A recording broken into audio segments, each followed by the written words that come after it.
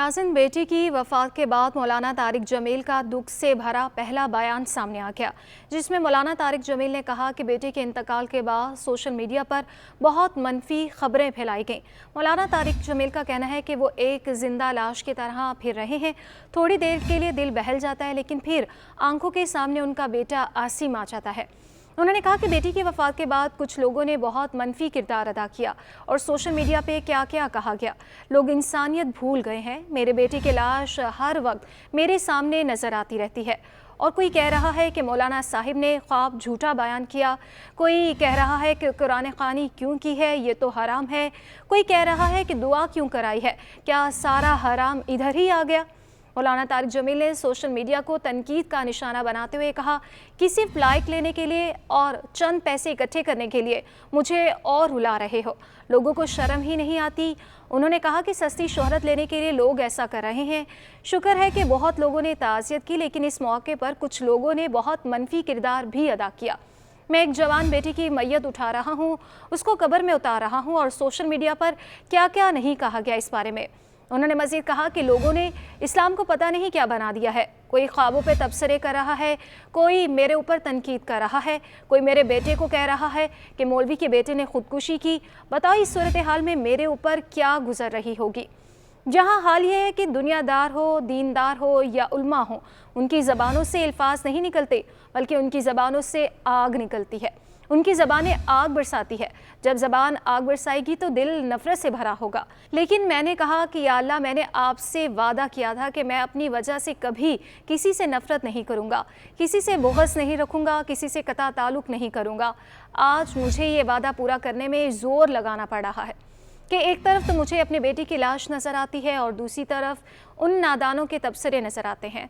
मैं किसी का नाम नहीं लेता, लेकिन सोशल मीडिया इन सब बातों से भरा पड़ा है। इतनी झूठी खबरें फैलाई गई हैं। उन्होंने पूछा कि क्या ये ज़ख्म पे मरहम लगाते हैं या नमक छिड़कते हैं। मौलाना तारिक जमील ने कहा कि एक ज़ख्मी बाप के ज़ख्म पर मरहम रखने की बजाय इसको तकलीफ़ दी गई। इंसान ज़िंदगी में सदमे और नागवारियाँ देखता है। मैंने बड़ी बड़ी नागवारियाँ देखी, लेकिन अपने बेटे आसिम जमील की नागवारी बहुत बड़ी है।